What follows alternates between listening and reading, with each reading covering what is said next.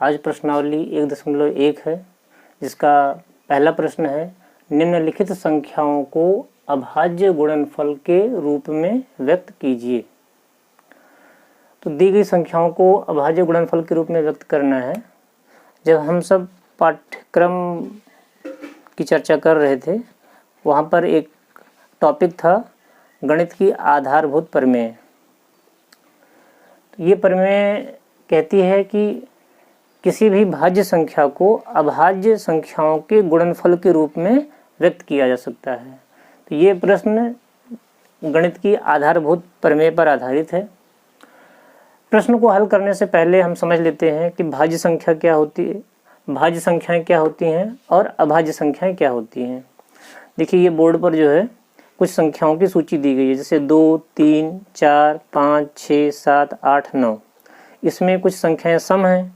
जिन संख्याओं में 2 से भाग जाता है वो सम संख्या होती है, जिसमें 2 से भाग नहीं जाता है वह विषम संख्या होती है, आप जानते ही हैं। तो अब ये जो संख्याओं की सूची दी गई है 2, 3, 4, 5, 6, 7, 8, 9, इसमें 2 के गुणनखंड कौन कौन से हैं, यानी कि 2 किससे किससे विभाजित होगा, 1 से और 2 से। 3 की बात कर लीजिए, 3 में किससे भाग जाएगा, 1 से और 3 से। तो 3 के सिर्फ 2 ही गुणनखंड हैं, 1 और 3। 4 में किससे भाग जाएगा, 1 से, 2 से और 4 से। तो 4 के 3 गुणनखंड हो गए।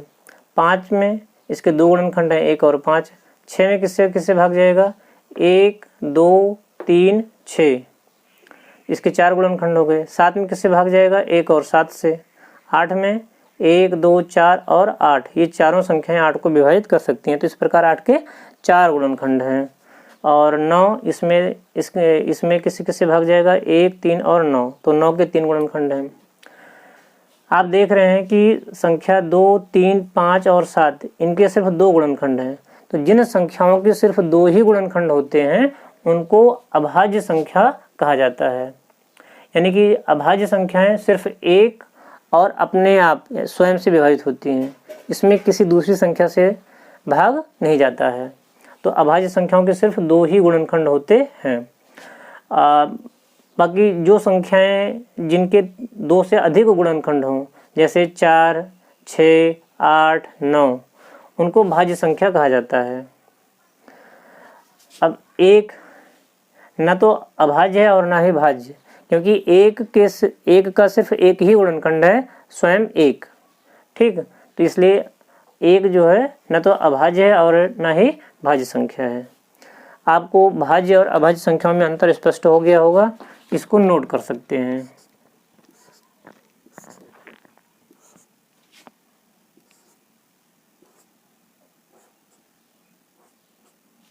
सबसे छोटी अभाज्य संख्या 2 है, जो कि एक सम संख्या भी है, जबकि सबसे छोटी भाज्य संख्या 4 है। तो अभाज्य संख्याएं सम और विषम दोनों हैं। इस प्रकार भाज्य संख्याएं भी सम और विषम दोनों हैं।